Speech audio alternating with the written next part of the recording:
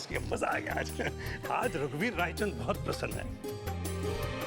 ये ट्रॉफी आज मेरी बेटी को नहीं बल्कि मुझे मिली है। अरे मेरा मन तो प्रफुल्लित हो गया आज। बहुत मजा आया लगता है। ऑफ कोर्स दी, पता है आज मेरी जिंदगी का ना शायद सबसे अच्छा पल था। और हमारी जिंदगी का सबसे शर्मनाक पल था। आज तक मम्मी को बोलते हुए किसी ने टोका नहीं है, और तुमने आज सबके सामने उनकी खुद की बेटी ने उनकी बात काट दी। सिर्फ मैं ही समझ सकती हूँ कि किस तरह से मम्मी जी ने अपमान का घूंट पी लिया होगा। पर मैंने तो सिर्फ सबके सामने अपने क्लासमेट को थैंक्स कहा था, इसमें मम्मी का अपमान कैसे हो गया? तुम अभी छोटी हो ना अंगना, इसलिए बात को समझती नहीं हो। वैसे दिक्कत की कोई बात नहीं है, लेकिन क्या है कि मम्मी जी के हिसाब से पब्लिक के सामने अच्छा काम तभी करना चाहिए जब उसका कोई फायदा हो रहा हो। अब देखो ना, जहाँ मम्मी जी और प्रताप जिया जी का सम्मान हो रहा है, वहाँ उस चिरकुट का सम्मान क्यों?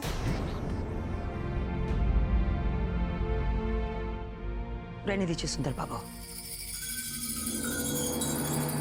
ये नहीं समझेगी, इसे सब कुछ थाली में परोस कर मिल गया ना, इसलिए इसे नहीं पता कि कितनी मेहनत और सब्र के बाद इंसान को ये मान सम्मान मिलता है।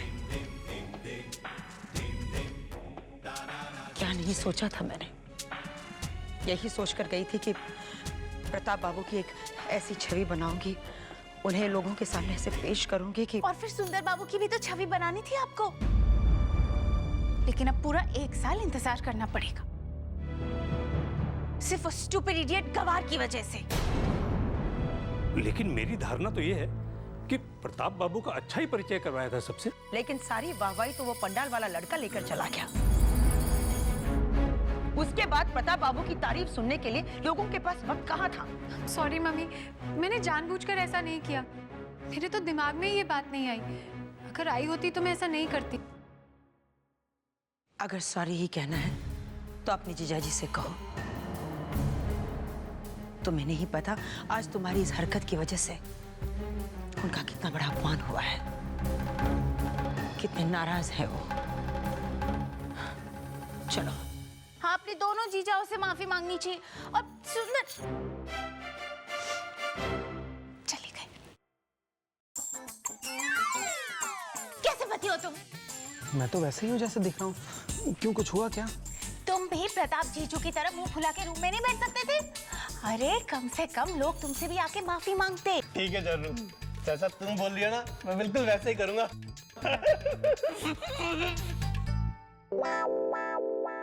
जानू, ऐसे जिराफ की तरह क्यों हंस रहे हो? हंसना बंद करो जानू। और आगे क्या करना है मैं प्रताप जीजू का तरीका देख के बताऊंगी। ठीक है जानू। ठीक है, ओके। थोड़ा और फुलाओ। कितना क्यूट लग रहा है मेरा जानू। जानू, हंसी आ रही है मुझे अपने आप पे। जाने क्या सोच के तुम्हारी बहन के एनुअल फंक्शन में चला गया। सरेआम बेइज्जती हो गई मेरी। आप खामखा बात को इतनी बढ़ा रहे हैं, इतनी बड़ी बात भी नहीं हुई। ये इतनी बड़ी बात नहीं है। हाँ, मम्मी जी वहां सबके सामने इस घर के बड़े दामाद को मिलवाने जा रही थी और तुम्हारी बहन ने बीच में आके उन्हें रोका, और उस दो कौड़ी के फटीचर क्लासमेट की तारीफों के पुल बांधने लग गई। ये बड़ी बात नहीं है। अगर उसकी हैसियत हमारे आसपास की भी होती तो बात समझ में आती। पता है कौन था वो? पंडाल वाला। अंगना की सगाई में पंडाल लगाने आया था वो। दामाद जी। अरे आप लोग आइए ना प्लीज।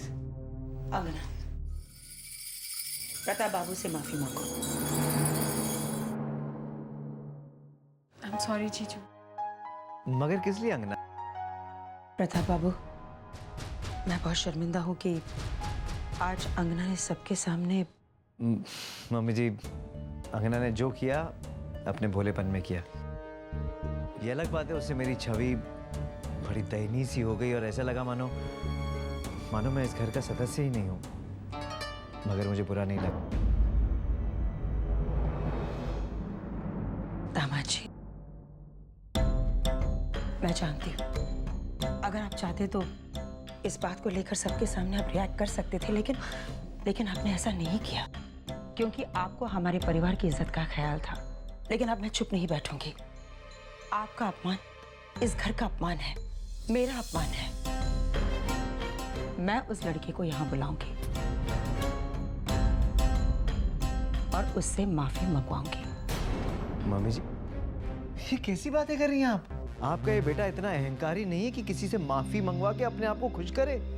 दामाद जी, आज वाकई मेरी नजरों में आपकी इज्जत और भी बढ़ गई है। ये तो अच्छा हुआ प्रताप बाबू ने ये बात यहीं खत्म कर दी। अब काफी वक्त हो गया, इन्हें भी आराम करने दें।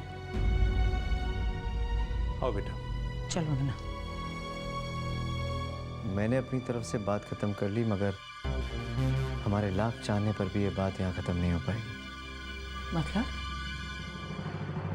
मतलब मम्मी जी, अंगना ने जो कुछ किया उसमें उसकी कोई गलती नहीं थी।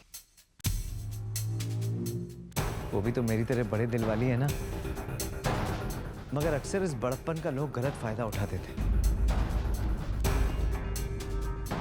इसलिए हमें परेशानियों की जड़ तक पहुंचकर उसका इलाज करना चाहिए।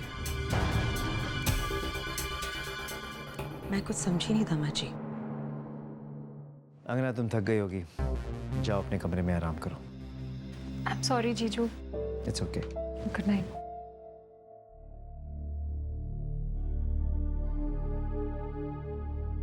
मम्मी जी, आजकल हमारे कॉलेज में हर तरह के घरों के बच्चे पढ़ने आ रहे हैं। उनमें से कई बच्चे ऐसे भी हैं जिन्होंने जिंदगी में कभी भी कुछ देखा नहीं है, और वो हमारे घर के बच्चों के द्वारा अपने सपने पूरे करना चाहते हैं। और ऐसे में कई बार बातें बहुत आगे तक भी बढ़ जाती है। हमें अपने घर के बच्चों की सुरक्षा पे ध्यान देना चाहिए। इस कॉलेज से आपका नाम भी जुड़ा हुआ है, हम उसे मिट्टी में मिलता हुआ नहीं देख सकते, है ना मम्मी जी? आपकी बात सही है दामाद जी, लेकिन इसका क्या उपाय है? एक उपाय है मम्मी जी। कॉलेज में एक नया नियम लागू कीजिए। एक निश्चित इनकम के नीचे वाले परिवार वालों के बच्चों को हमारे कॉलेज में एडमिशन नहीं मिलेगा।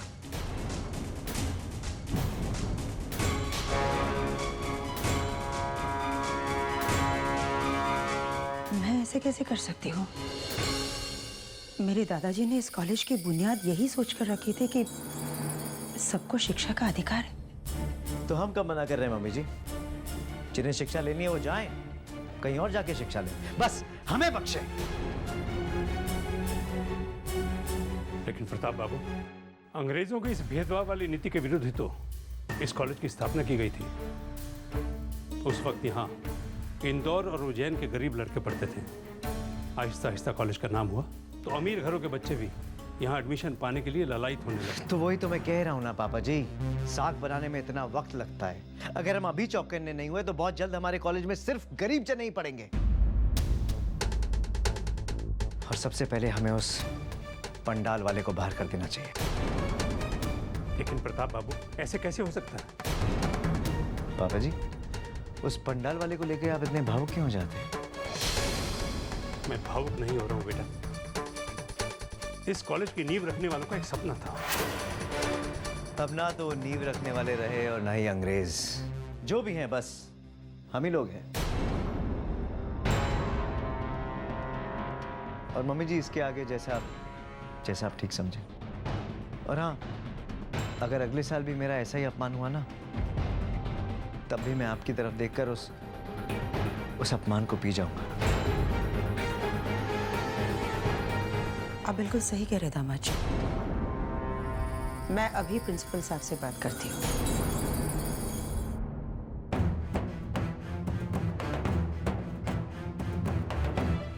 हेलो,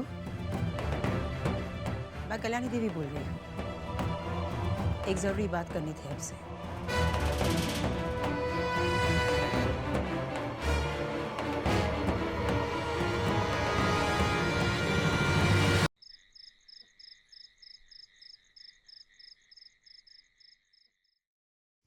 अंगना, छुटकी को थोड़ी देर संभाल लोगी? मुझे इसके लिए दूध गर्म करने जाना है। दीदी तुम हीरू पन्नू को बोल दो ना दूध गर्म करने के लिए। मैं इस टाइम थोड़ी बिजी हूँ। बिजी? मुझे तो तुम बिजी नहीं नजर आ रही। दीदी मैं सोचने में बिजी हूँ।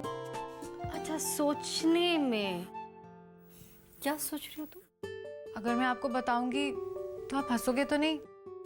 नहीं हंसूंगी। चल बता, क्या प्रॉब्लम है?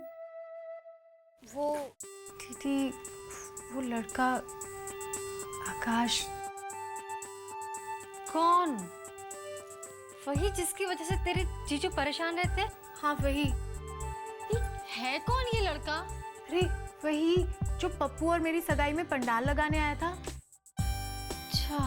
और वो ना मेरे ही कॉलेज में पढ़ता है। पहले तो मेरी और उसकी बिल्कुल नहीं जमती थी, मतलब अभी भी नहीं जमती इतनी, पर पहले मैं उसको जितना बुरा समझती थी ना, उतना भी बुरा लड़का नहीं है। उतना बुरा भी नहीं है तो कितना बुरा है फिर? मतलब बिल्कुल भी बुरा नहीं है, बस थोड़ा अकड़ू है। एक्चुअली थोड़ा नहीं, बहुत अकड़ू है। पर दीदी आज उसने मेरी जान बचा ली, नहीं तो कॉलेज में सबके सामने मेरी नाक कट जाती। ये तो अच्छी बात है ना। अच्छी बात तो है, लेकिन इसके लिए ना मुझे उसे थैंक्स के साथ साथ गिफ्ट भी देना है। पर एक प्रॉब्लम है, मैं जब भी उसको कुछ देती हूँ ना, वो एक्सेप्ट ही नहीं करता। अक्सर ना बड़े बड़े प्रॉब्लम्स के छोटे छोटे सॉल्यूशंस होते हैं। तो एक काम कर, उसको ना ऐसा कोई गिफ्ट दे जो बिल्कुल भी महंगा ना हो और जिससे तेरे जज्बात भी उस तक पहुंच जाए। ऐसा क्या हो सकता है? थोड़ा अपना भी दिमाग लगा ले, तब तक मैं दूध लेकर आती हूँ।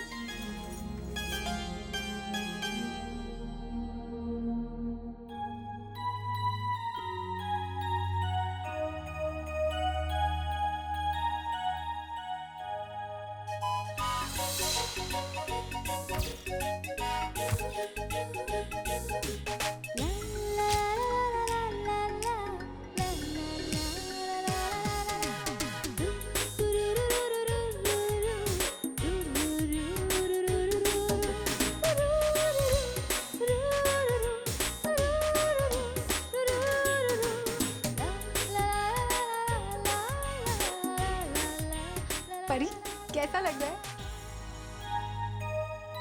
दीदी कैसा है? वाह, ये तो बहुत सुंदर है अंगना। लेकिन मुझे तुमसे एक शिकायत है। क्या? मैंने भी आज तक तुम्हारी कितनी मदद की है, लेकिन तुमने कभी मेरे लिए ऐसा कुछ नहीं बनाया। दीदी तुम तो मेरी प्यारी दीदी हो और मेरी मदद करना तुम्हारी ड्यूटी है। अच्छा। हाँ, लेकिन वो तो मेरा कुछ भी नहीं लगता ना, फिर भी उसने मेरी मदद की, इसीलिए। हाँ बस बस ठीक है। वैसे मुझे खुशी है कि मेरी अकड़ू बहन इतनी समझदार हो गई। दीदी अकड़ू मैं नहीं, वो है। अब अकड़ू को तो अकड़ू ही मिलेगा ना। पर दीदी पर कुछ नहीं। अच्छा है, तेरी दोस्ती अच्छे लोगों के साथ हो रही है। दोस्ती, फ्रेंड्स, पर अभी तक तो हम फ्रेंड्स बने ही नहीं हैं।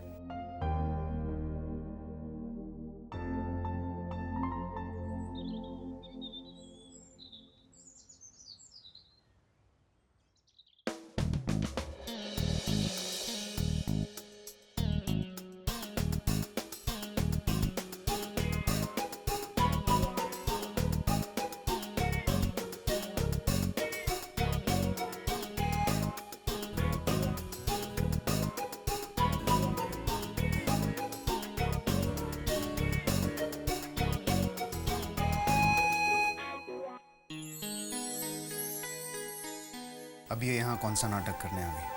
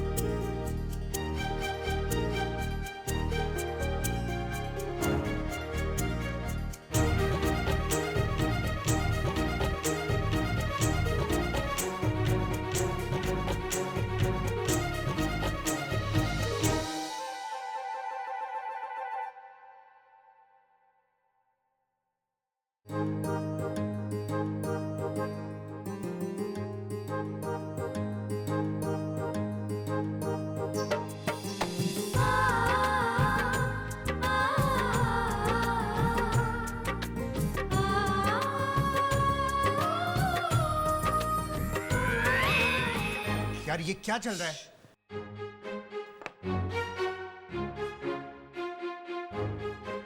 ये मैं राजा ने दिया है, राजा को लेना ही पड़ेगा।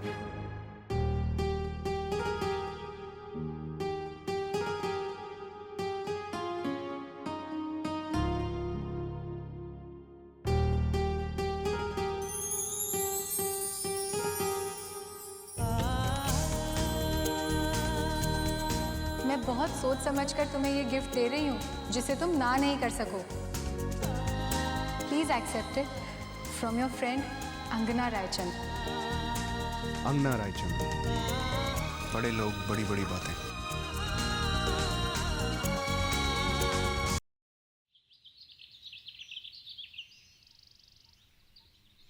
अरे आ गया आकाश बेटा। जी मामी। ले जल्दी से हाथ मुंह धो ले, फिर कुछ खाने को आ जा। आया। कनक, जरा भैया के बैग से खाली टिफिन तो निकाल लेना। हाँ माँ, अभी निकालती हूँ।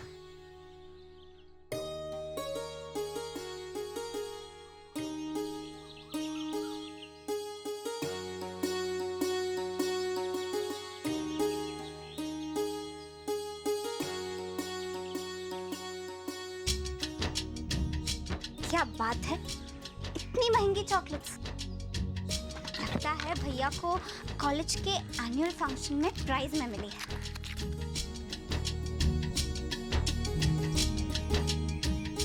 वाह, मजा आ गया। माँ, लो तुम भी थोड़ा खा के देखो। नहीं नहीं, मुझे नहीं खानी अंग्रेजी मिठाई। अरे चखो तो चखो। कैसी लगी? अच्छी है, कुछ अलग तरीके का मीठा है ना।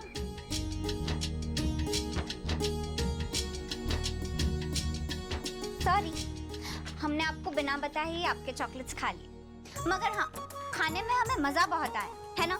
हाँ। चतोरी कहीं की। चल कोई नहीं, अब खोल ही दिया है तो खा ले। भैया, इतनी महंगी चॉकलेट्स है, सोचने में वक्त बर्बाद करती तो कीमत देख के तो गले से नीचे ही नहीं उतरती थी। हाँ बेटा, इतनी महंगी मिठाई कहाँ से लेके आया? मिठाई नहीं माँ, चॉकलेट। एक ही बात है, स्वाद तो मीठा ही है ना। हाँ तो बेटा कहाँ से लाया ये चॉकलेट? अरे मामी, मैं लाया नहीं हूँ, मुझे गिफ्ट में मिली है ये। वो जो हमारे ड्रामा में लड़की है ना, अंगना, उसने गिफ्ट की है ये मुझे। वो बदतमीज अमीरजादी। थूकिए माँ, अभी के अभी थूकिए इसे। अभी नहीं खाएंगे हम उसकी चॉकलेट। अरे भाई, उसने थैंक यू बोलने के लिए मुझे ये चॉकलेट्स दिए थे। मामी, इन अमीर लोगों का तरीका होता है ये, और हमेशा मैं उसको मना कर देता था। इस बार सोचा कि रख लेता हूँ। भैया, चॉकलेट्स देके खरीदना चाहती है आपको। अरे कनक, मुझे खरीद कर वो क्या पाएगी? मैं किस काम का उसके? भैया, दूसरों की तरह ना आपको भी उसका चेला बनाना चाहती है। जाल फेंक रही है। बिल्कुल अच्छी नहीं लगती मुझे वो लड़की। कितनी घमंडी और बदतमीज है। हाँ, थोड़ी नकचड़ी और बेवकूफ है, और थोड़ा बचपना ज्यादा है उसमें। नहीं नहीं नहीं, कोई बचपना नहीं है, सब नाटक है, नाटक। पूरी नौटंकी बाज है। देखा नहीं आपने उस दिन कॉलेज में आपका और मेरा कैसे अपमान किया था उसने? और फिर स्टेज पर जाकर कैसे ड्रामे करने लगी थी। कनक, ऐसे लोग तुझे दुनिया में पग पग पर मिलेंगे। किस किस से दूर भागते रहेंगे हम? कम से कम ये लड़की से तो दूर ही रहिए आप। आपका इस्तेमाल करके छोड़ देगी। बहुत अच्छे से जानती हूँ मैं ऐसी लड़कियों को। कनक, तू एक लड़की होकर एक दूसरी लड़की की बुराई कर रही है? एक लड़की हूँ ना, इसलिए दूसरी लड़की क्या सोचती है वो अच्छी तरह से जानती हूँ। ठीक है माते, मैं आपसे क्षमा चाहता हूँ। आपसे बहस करके कोई जीत सका है जो मैं जीतूंगा? फिर उसका थैंक यू तो लौटाना ही पड़ेगा मुझे।